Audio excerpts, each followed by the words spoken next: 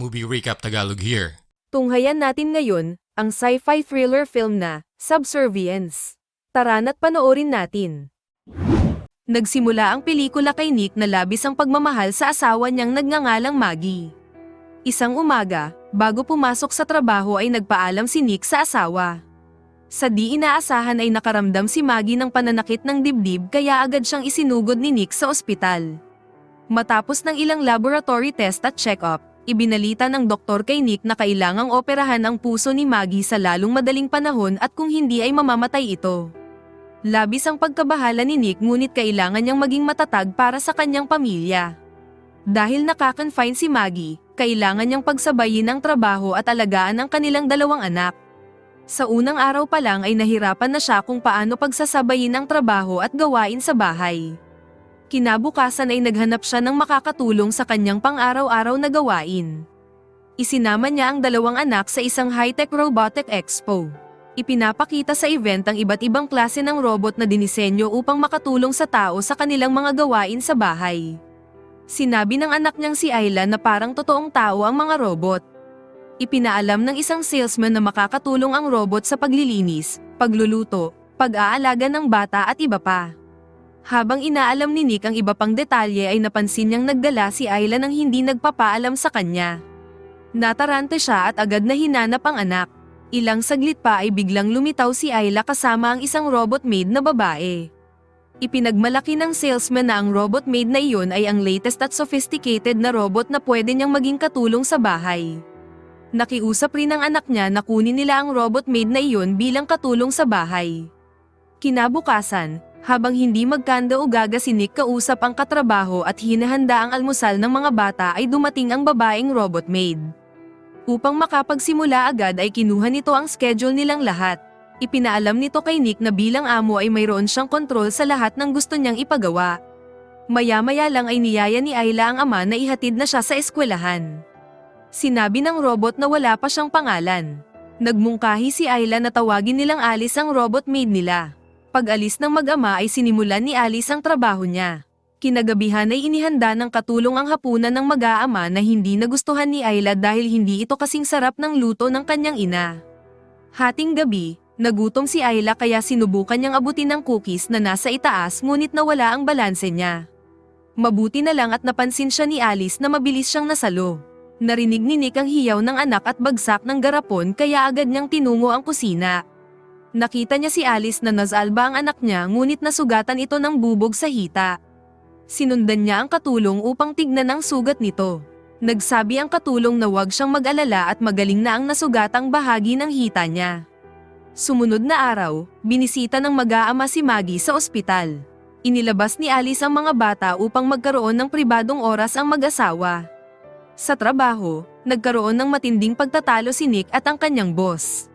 Ang usapan nila ay umikot sa isyu tungkol sa mga empleyado na mawawalan ng trabaho dahil papalitan sila ng mga construction worker na robot. Nagalit si Nick sa desisyon ng management. Sinabi niya na kung tatanggalin ang mga tao niya ay isama na rin siya. Gayunpaman, sinabi ng boss na bilang foreman ay kailangan siya ng kumpanya. Pinaalala sa kanya ng boss na kailangan niyang manatili upang maitaguyod ang pamilya niya, kabilang na ang pambayad sa mga gastusin ni Maggie sa ospital. Labis na nabahala at na-stress si Nick kaya umuwi siya kaagad. Ibinunton niya ang frustration sa pagpapatugtog ng malakas habang kinukumpuni ang kanyang sasakyan. Napansin ni Alice na bad trip si Nick kaya tinanong niya ito kung may problema ba siya. Ibinahagi ni Nick ang isyu sa kanyang pinapasukang kumpanya. Matagal na niyang kasama sa trabaho ang mga tauhan niya kaya nahihirapan siyang tanggapin na papalitan ang mga kasamahan niya ng mga construction worker na robot. Sinubukang aliwin ni Alice si Nick at ipinaliwanag ang mga benepisyo ng robotics. Sinabi pa niya na ang mga robot ay epektibo, mabilis at masunurin kaya't perpekto sila sa iba't ibang gawain. Maya-maya lang ay inalalayan ni Alice si Ayla sa pagtutoothbrush. Natanong siya ng bata kung nagtutoothbrush ba siya. Sumagot si Alice na hindi, dahil mayroon siyang sariling UV light sa loob ng bunganga na hinangaan ng bata. Habang nagpapahinga si Nick sa harap ng TV ay sinamahan siya ni Alice sa panonood ng pelikulang Casablanca. Nang sabihin ni Alice na pamilyar na siya sa pelikula, nagsabi si Nick na mas madadama mo ang pelikula kung di mo pa ito napapanood. Naisipan ni Nick na burahin ang memory ni Alice kaya nireset niya ito. Di niya alintana na mawawala ang limitasyon ng robot maid. Limitasyon na gawin lang kung ano ang nakaprogram dito bilang katulong. Di nagtagal ay nakatanggap si Nick ng isang magandang balita mula sa ospital. May schedule na ang heart transplant ni Maggie. Pagkatapos ng operasyon ay makakauwi na ang asawa niya. Muli ay binisita nila si Maggie sa ospital bago ito operahan. Hiniling ni Maggie na makausap si Alice ng mag-isa. Nagbilin siya sa katulong na kung mamatay siya ay alagaan nito ang mga anak niya at huwag hayaang magpakalango sa alak ang asawa niya. Kinabukasan, araw ng operasyon, binagyo ang lugar na paggagalingan ng puso kaya naantala ang heart transplant ni Maggie. Ang pagkakaantala na ito ay nagdulot ng matinding pagkabigo at kalungkutan, lalo na para kay Maggie at sa kanyang pamilya. Nang gabing iyon ay naglasing si Nick, umaasa siyang malilimutan niya ang emosyonal na bigat na kanyang dinadala. Lasing man sa alak ay nagtaka siya nang matuklasan na ang robot maid na si Alice ay may pulso at may puso. Ang natuklasang ito ay nag-iwan sa kanya ng pagkalito at pagtataka. Kinabukasan ay pinuntahan niya ang pinagtatrabahuhan. Napansin niya ang kaibahan ng trabaho ng mga kasama niya dati kumpara sa trabaho ng robot na mas mabilis at mas kalidad. Tapos ay binisita niya ang asawa na labis na nalulungkot dahil sa pagkaantala ng kanyang operasyon. Sinikap niyang aliwin ang asawa at itaas ang moral nito habang hinihintay ang susunod na donor. Pag-uwi niya sa bahay ay inabutan niyang natutulog na ang kanyang mga anak. Nang mapansin niya ang picture frame ng pamilya nila ay nagtaka siya kung bakit wala ang larawan ni Maggie. Napagtanto niya na binura ito ng katulong nila. Kinumpranta niya si Alice sa pagbura ng larawan ni Maggie. Sa isang iglap ay naibalik ng katulong ang mga larawan ni Maggie sa picture frame. Samantala sa isang bar, matindi ang galit ng mga dating kasamahan ni Nick sa insidente kung saan ay robot ang pinalit sa kanila ng kumpanya. Nangangamba sila na darating ang panahon ay wala na silang mapapasukang trabaho. Napagtripan ng mga dating tauhan ni Nick na puntahan ang dating pinagtatrabahuhang construction site. Sinubukan ni Nick na pigilan si Monty ngunit hindi ito nakikinig. Gamit ang natandaang taon kung kailan pinanganak ang anak ni Nick ay nabuksan ni Monty ang silyadong gate. Nang lumabas ang isang construction worker na robot ay inilabas ni Monty ang galit niya at winasak ito. Sa bahay, habang nagsha-shower ay biglang pumasok si Alice sa banyo. Nagulat si Nick nang makitang suot niya ang night suit ni Maggie. Sinabihan niya ang robot maid na hubarin ang damit ng asawa niya. Imbis na sa labas tanggalin ay agad na hinubad ito ni Alice sa harapan niya. Sinubukang iwasan ni Nick ang tukso ngunit minanipula siya ng katulong sa pamamagitan ng pagtatakip sa kanyang mata at paggamit ng boses ni Maggie habang nagaganap ang umaatikabong talpakan. Kinaumagahan, nagising si Nick na puno ng pagsisisi sa nagawang kasalanan. Hinanap niya si Ayla at sinabihan ito na ihanda ang sarili para sa kanyang pagpasok sa eskwelahan. Sinabihan ni Nick si Alice na hindi na dapat maulit ang nangyari dahil maling-mali iyon. Pinaalala niya sa katulong na may asawa at anak siya. Iginiit ni Alice na tama ang ginagawa nila kaya nag-init ang ulo ni Nick. Maya-maya lang ay handa na si Ayla na pumasok kaya hinatid niya ito sa eskwelahan. Sa construction site, nalaman na ng boss ni Nick ang nangyaring trespassing at pagwasak sa isa sa kanilang robot worker. Pagdating ni Nick ay agad siyang kinumpranta ng boss dahil passcode niya ang ginamit sa panluloob. Itinanggi ni Nick ang paratang sa kanya. Nagbabala ang boss na mananagot siya sa oras na mapatunayang may kinalaman siya sa insidente. Maya-maya lang ay nakatanggap siya ng tawag mula sa asawa na nagsabing may nakitang heart donor muli ang ospital para sa operasyon niya. Ang operasyon ay isinagawa ng mga robot doctor kaya nabahala si Nick sa kaligtasan ng kanyang asawa. Sa kabila nito ay matagumpay ang isinagawang operasyon ni Maggie. Sa wakas ay nailabas niya ang asawa sa ospital matapos itong operahan sa puso. Nagbalik ang saya at sigla ng buong pamilya sa pagbabalik ni Maggie sa kanilang bahay. Namiss niya ang bunsong anak kaya sinubukan niyang kalungin ito. Nang makita siya ni Alice ay kinuha nito ang anak niya. Namangha si Maggie sa kakayanan ng robot maid dahil nagawa nitong maalagaan ang anak niya ng maayos. Mabigat sa kanyang damdamin na tila mas kilala ni Alice ang kanyang mga anak kaysa sa kanya. Sa isang indoor na palaruan, napansin ng mga robot helper na kakaiba ang ugali ni Alice na walang preno sa pagsasalita.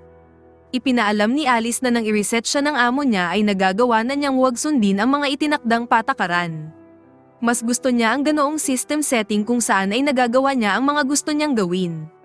Sa hapagkainan, narinig ni Alice kay Ayla na mas masarap ang lasagna ng ina niya kaysa sa luto ng katulong nila.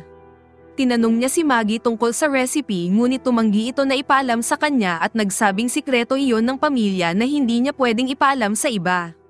Matapos ang hapunan, habang nagpapahinga si Maggie sa kwarto ay narinig niyang sumisigaw si Ayla. Napabalikwas siya at sinilip ang anak. Paghawak niya sa sirang barandilya ay nahulog siya sa hagdanan. Tinulungan siya ni Alice na makabalik sa kanyang kama. Pagdating ni Nick ay nalaman niyang nahulog sa hagdan ang asawa kaya agad niyang inalam ang kalagayan nito. Upang mapasaya ang asawa, sinurpresa niya si Maggie sa ginawa niyang mga palamuti at magandang ambience sa loob ng bakuran nila. Gusto niyang ipadama sa asawa ang kanyang wagas na pagmamahal. Nakasilip sa bintana si Alice na nagsimulang makaramdam ng inggit at matinding selos. Sa gitna ng talpakan nilang mag-asawa ay sadyang inistorbo sila ng robot maid na nagsabing nanaginip si Ayla at hinahanap nito ang ama niya. Hating gabi, pinasyalan ni Monty si Nick upang akusahan siya na siya ang nagsumbong sa pulis. Nagkaroon sila ng mainit na pagtatalo hanggang sa nauwi ito sa away. Si Monty na mas malaki at mas malakas sa kanya ay binugbog siya. Biglang lumitaw si Alice na ipinagtanggol ang amo niya laban kay Monty. Bago umalis ay nagbanta ang tauhan ni Nick na idadamay siya sa kaso kapag nakulong siya. Sa parehas na gabi, pinuntahan ni Alice si Monty sa kanyang tirahan. Gusto niyang burahin si Monty sa mundo upang mabawasan ang problema ng amo niya. Pinigilan man siya ng katulong nito na kaparehas niya, idinamay niya ito sa gusot tapos ay tinuluyan si Monty.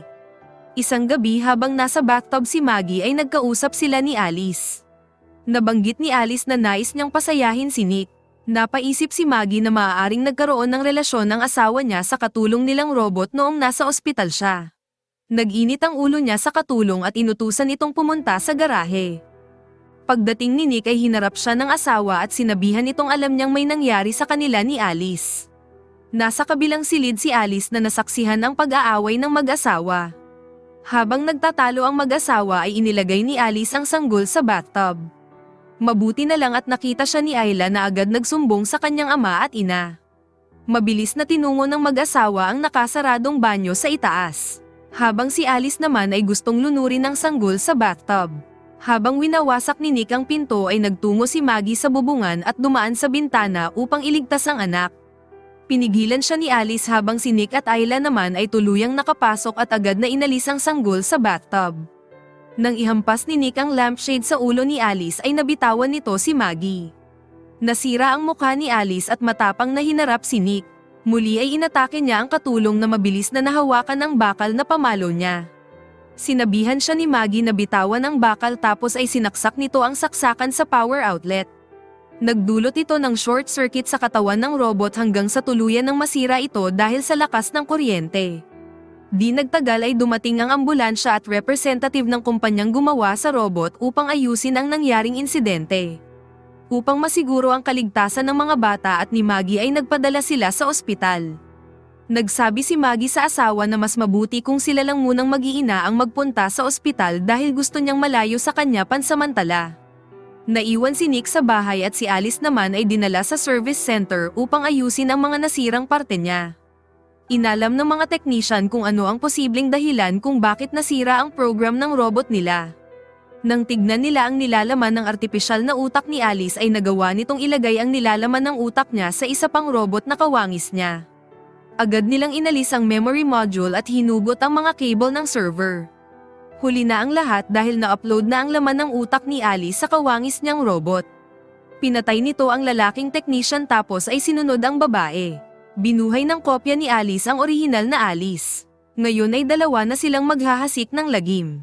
Balik kay Nick na umiinom sa bar, nagulantang siya nang muling makita si Alice. Inamin ng robot na siya ang pumatay kay Monty na ikinagalit ni Nick.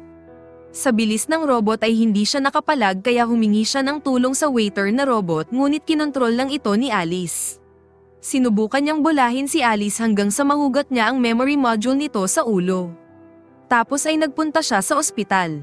Samantala, nagpunta ang kawangis ni Alice sa ospital. Ang lahat ng mga robot doctor at robot nurse doon ay di niya pinagana. Nang makita siya ng mag-ina ay nagtago ang mga ito. Gusto niyang puntahan ang silid ng sanggol ngunit wala siyang access. Nang makita niya ang isang nurse ay pinatay niya ito tapos ay kinuha ang keycard access nito. Tumakbo ang mag-ina sa kinaroroonan ng sanggol at di nagtagal ay kasunod na nila si Alice. Mabuti na lang at mabilis silang nakapagtago. Patuloy silang hinanap ni Alice na porsigidong saktan sila. Nakalabas ang mag-iina sa parking lot ng ospital at sinubukang tumakas. Gayunpaman, dumating si Alice na hinugot si Maggie sa sasakyan at hinagis na parang manikang basahan. Kasabay nito ay binilisan ni Nick ang pagpapatakbo ng kotse upang abutan niya pa ng buhay ang pamilya niya. Gustong kuhanin ni Alice ang puso ni Maggie sa isip na mamahalin siya ni Nick tulad ng pagmamahal nito sa asawa. Sakto ang dating ni Nick na binangga si Alice ng tadyakan ito ni Maggie. Bumangga din ang dala niyang sasakyan sa isa pang sasakyan kaya nawalan siya ng malay sa tindi ng natamong sugat. Samantalang si Alice naman ay parang Terminator na kahit wasak na ay nanatiling malakas pa. Mabilis na inatake nito si Maggie. Nang tutuluyan na siya ng robot ay biglang nagising si Nick at pinalo niya ng bakal ang ulo ng kalaban. Di natinag si Alice na sinalo ang pangalawang hampas. Sa kabutihang palad ay may napulot si Maggie at naitarak ito sa maselang bahagi ng ulo ni Alice. Sa wakas ay natapos na ang kaguluhan sa ospital. Kinabukasan ay nagbalik na sa normal ang operasyon ng ospital. Ang pamilya ni Nick na nakaranas ng panganib sa kanilang buhay ay malayo na sa kapahamakan at nagsisimula ng makarecover. Samantala, sa kumpanya ng may gawa ng robot, sa kabila ng lahat ng nangyari ay nagdesisyon ang manager na muling paganahin ang main server. Gayunpaman, nagkamali siya ng desisyon dahil ang presensya ni Alice ay kumalat sa lahat ng worker na robot. Naglikha ito ng mas mapanganib na sitwasyon at nag-iwan ng isang katanungan kung ano ang susunod na mangyayari.